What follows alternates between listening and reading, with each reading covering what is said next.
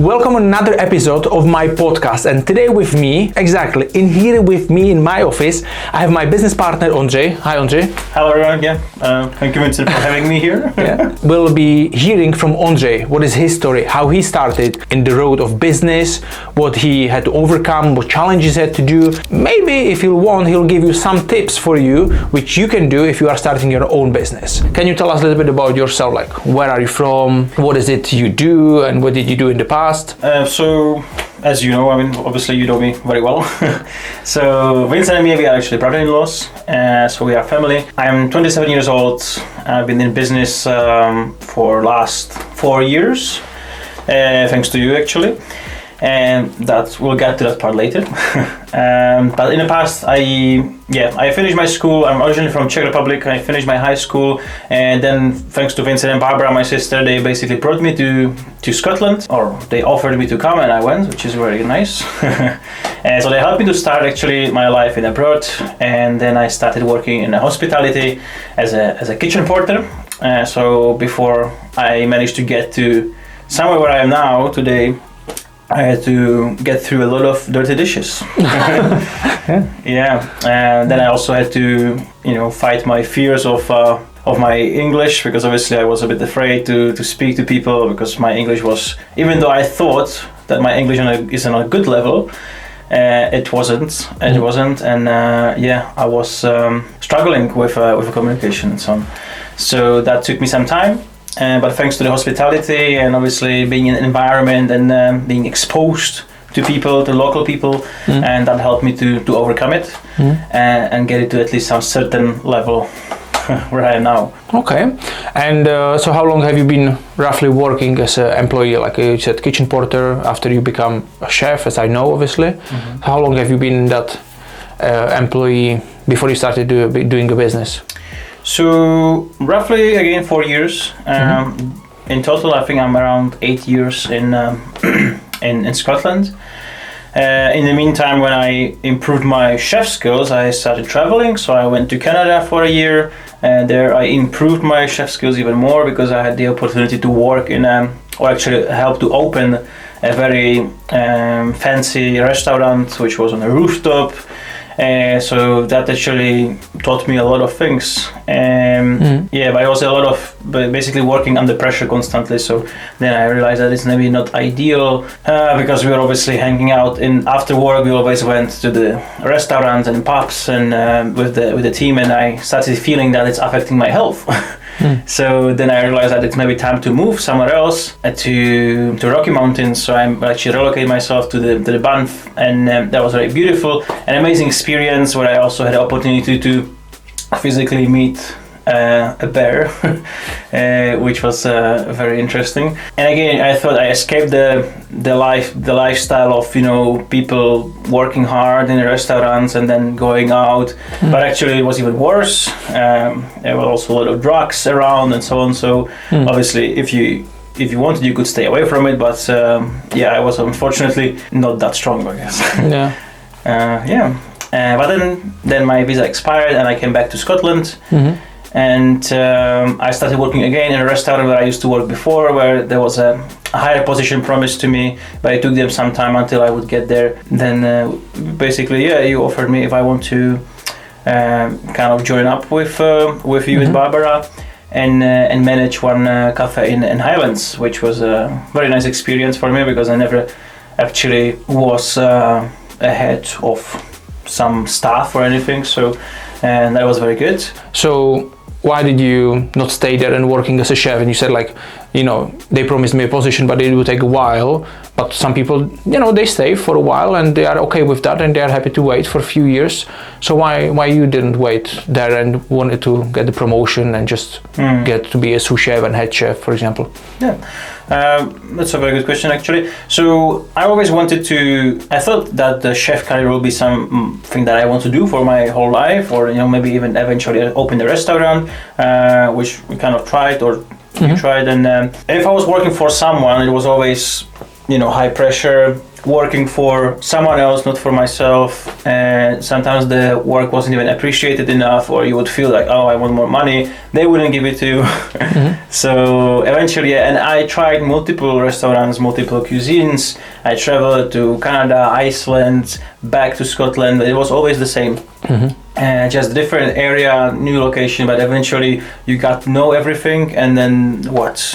It's again the same story. You are closed in a room of steaming pots and everything, and sweating, working hard, and yeah, it's every time the same again and again.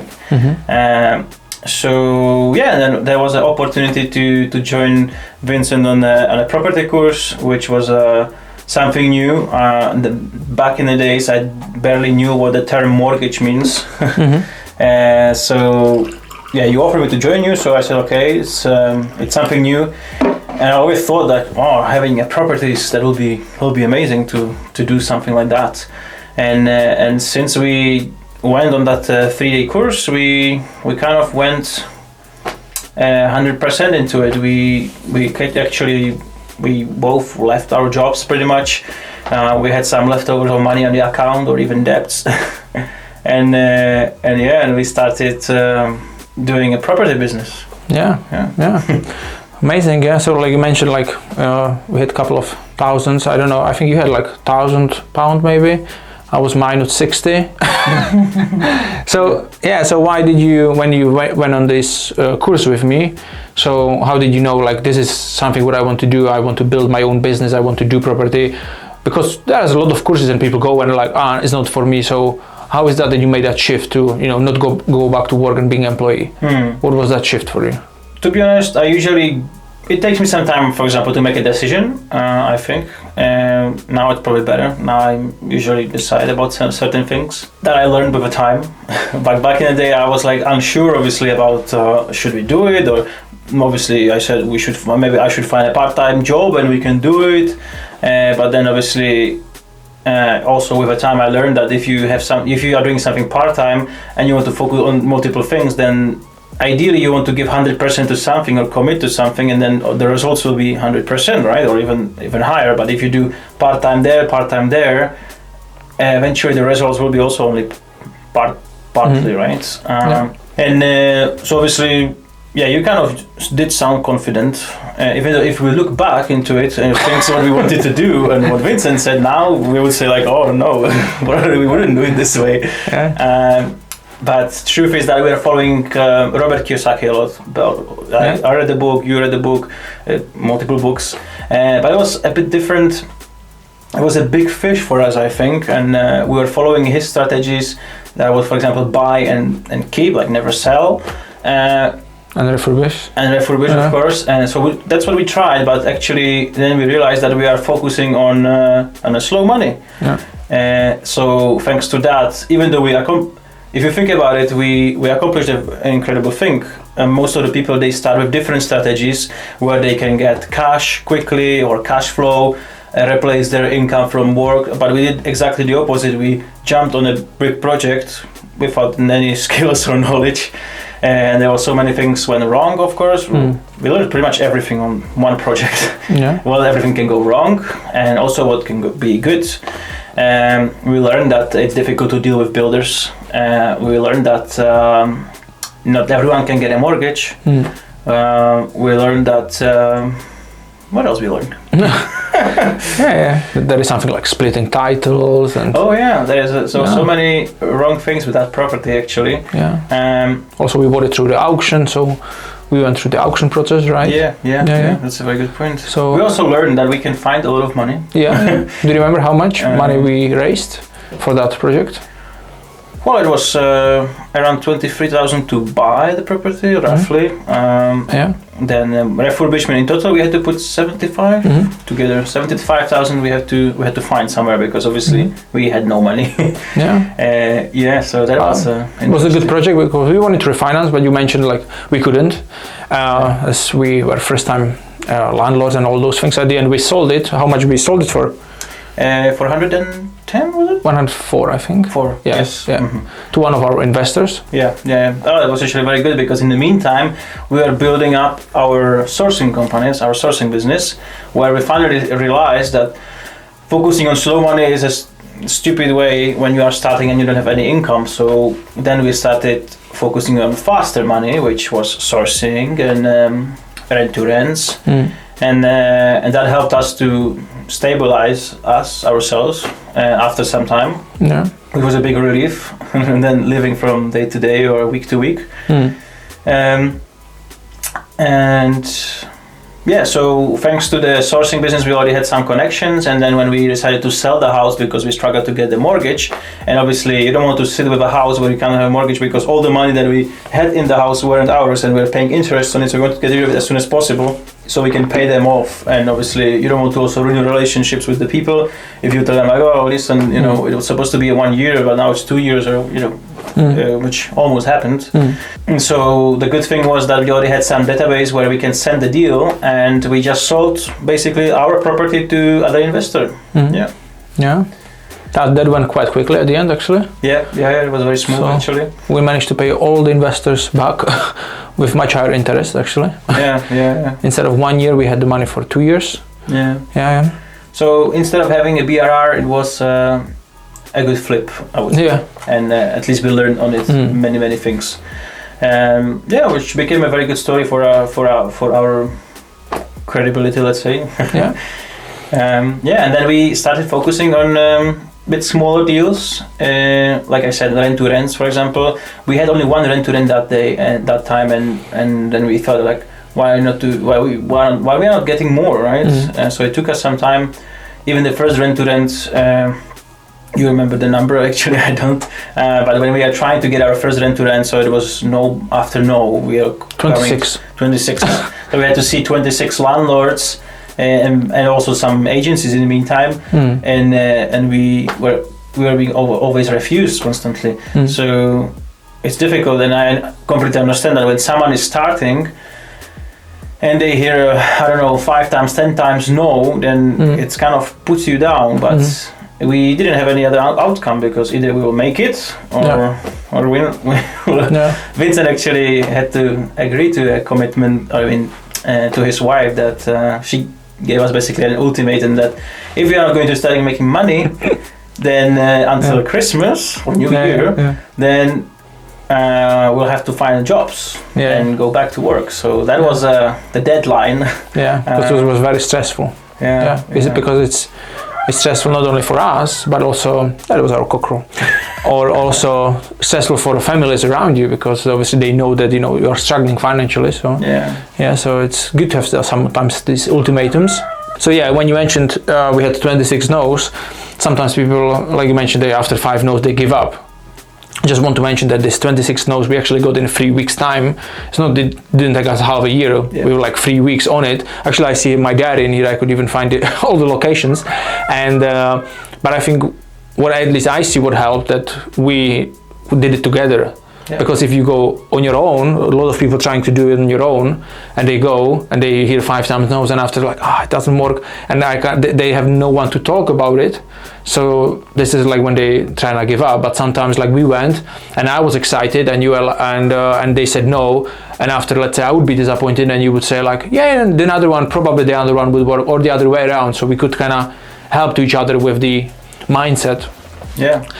Yeah, it's a very good point, Vincent. Actually, I think it's very important to whatever you do, if you do property business or anything else, if you have a team, then you will get further than if you are being an individual.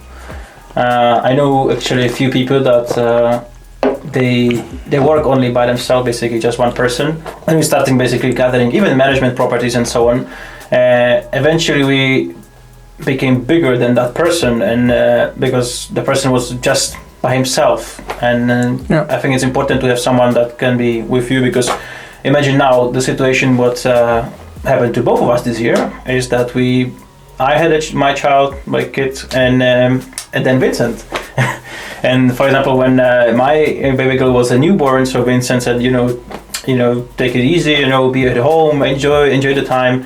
And now Vincent is at home, and I'm doing most of the driving. And before it was the other way around. So, and the business is still going. It's not stopping, which is very important, because if you would by yourself and you decide to take a day off, or weeks, then obviously the business will feel it, and that can slow you down, or even lose some, clients, deals. You never know. I'll just put it in the years because we didn't say so. In 2020 we started. We've done the first BRR deal, and also we done two lease option agreements actually. And another year we started with the deal sourcing, got our first rent-to-rent deal in June, and another two in the end of the year. So we had 3 deals. So in 2 years we actually were managing only 5 properties. After 2 years, 2 lease options and 3 rent-to-rents. The house we sold. So that was bringing us, maybe 100, 1,500, 2,000, somewhere around that mark, cash flow, which was still very low for 2 people with family to our budget. So what happened the year after? So when we started 2022, how did we speed up the process? So in 2022 we actually established a new company, because we got in connection with actually a very nice deal sourcer, and he approached us and he saw that we already have a few rent-to-rents, and he asked us if we don't want to manage properties.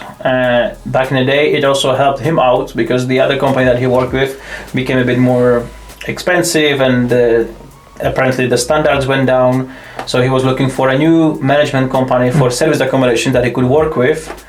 And that was actually an interesting idea for us, because we we are not exactly managers, but why not to try? Because we have a rent-to-rent, so we know what investors need. What is it that they need? Basically, usually it's time means money, right? So they want the properties to be set up fast. They want to have bookings in as soon as possible, and because we know that from our perspective, also as a lot basically rent-to-rent owners, so we said why not to try.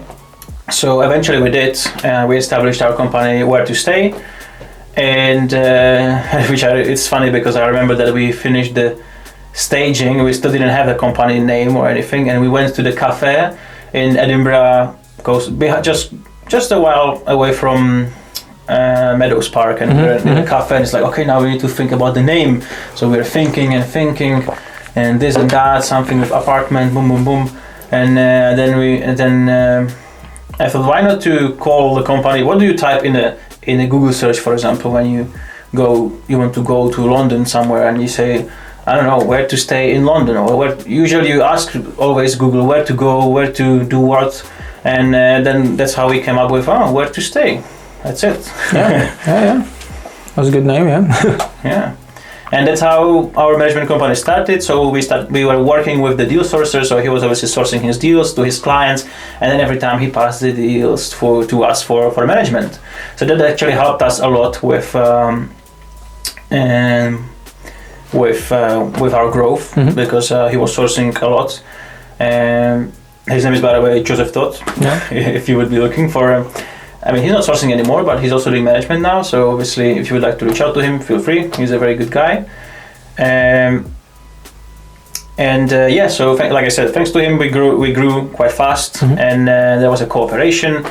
He knew us, we knew him, so there was a trust, and that helped us a lot. Obviously, then we built up ourselves to maybe 20 units, and then we started receiving properties from all around. Really, we went on networking events. There was someone who obviously was looking for properties, either sourcing or management, and suddenly the word spread, and people were starting approaching us with deals and things. Yeah. And so we were sourcing also deals, actually. Yes.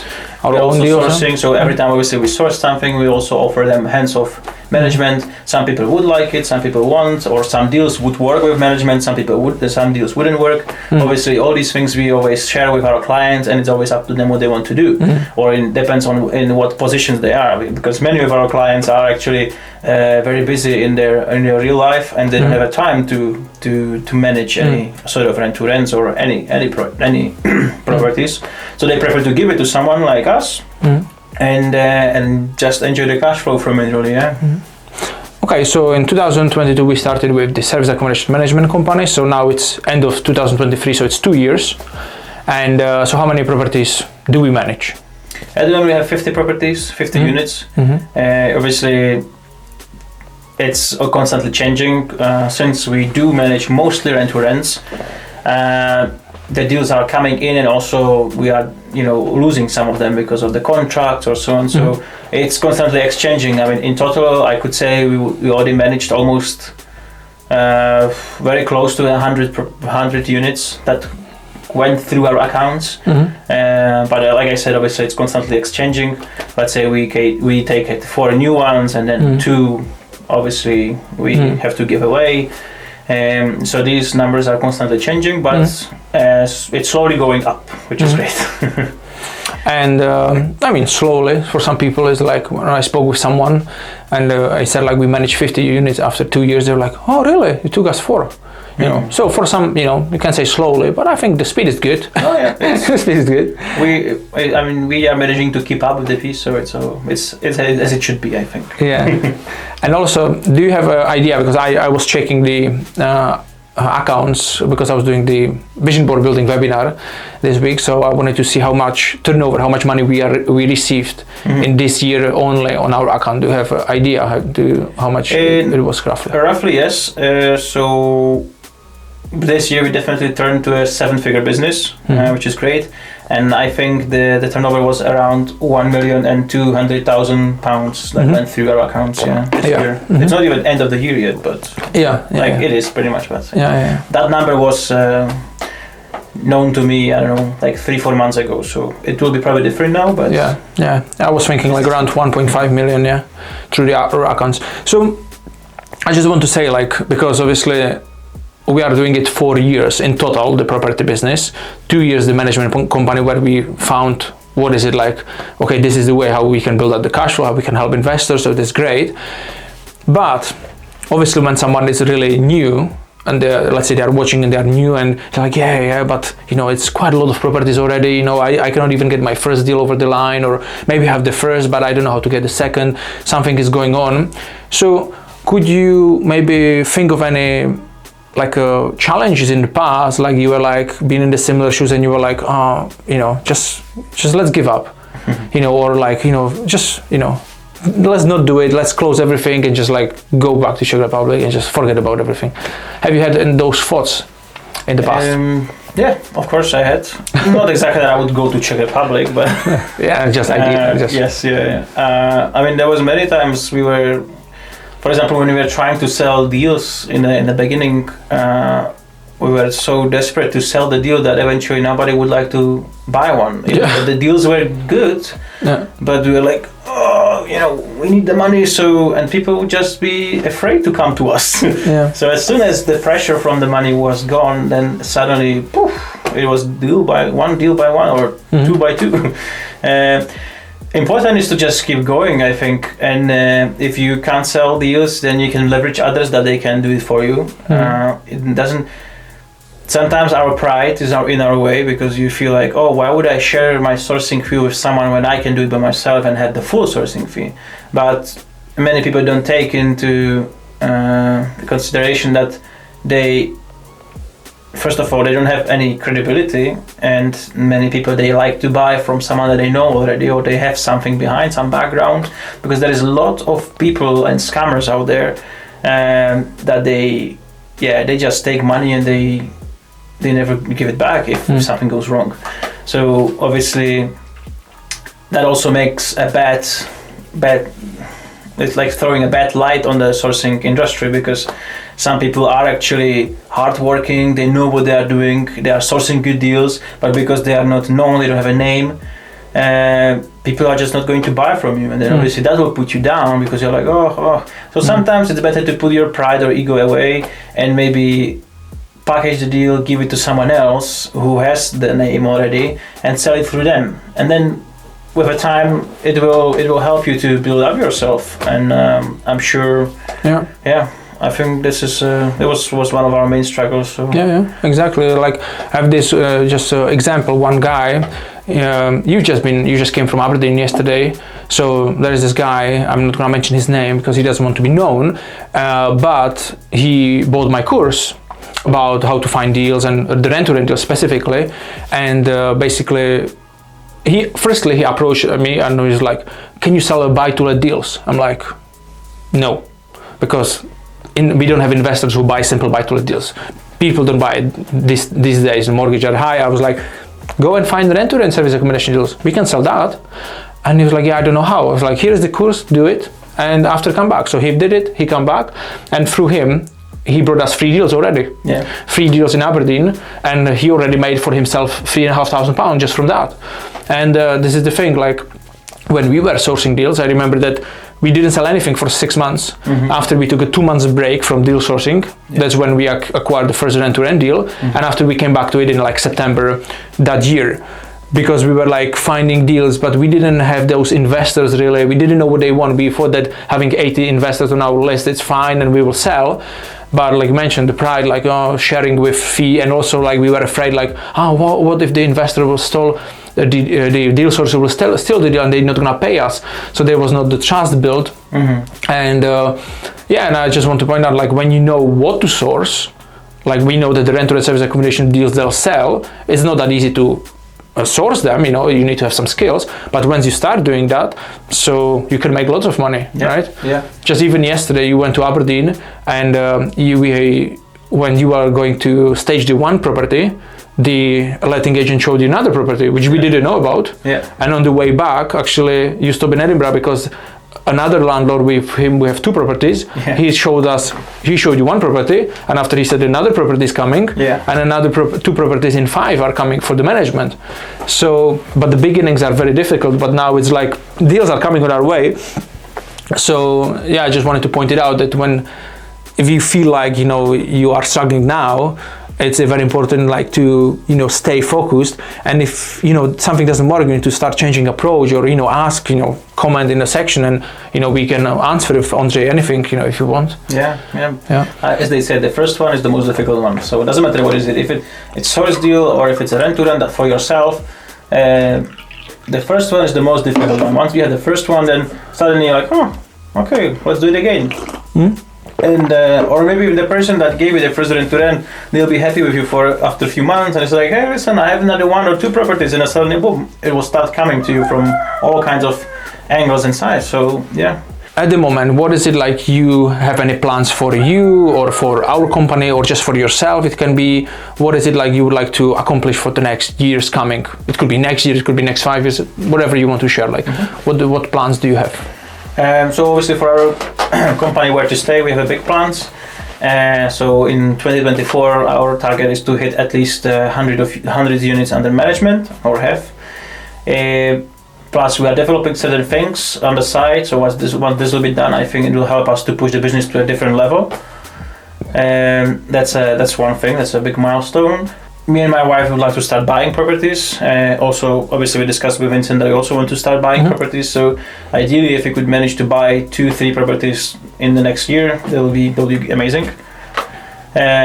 Because that was our original idea, to buy and keep, or buy and hold. So I think now, when obviously we managed to build a business already, that is obviously we're also employing people. So.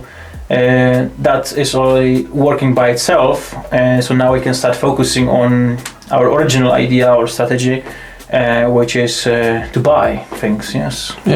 When you are sharing that, I just want to point out that some people, like what we wanted to do, what we read in the Robert Kiyosaki book, was like buy, refurbish, refinance and keep, which is amazing strategy, but it's like very slow. Like you mentioned, it's slow money, right? So it takes 1 year before the project is done and you're starting to getting some rent, let's say after 6 months, and which is great, but the income is usually from single let, especially it's not that high, right? I mean, that's why we decided to build that first, the business, so we have this cash flow, so we are chilled.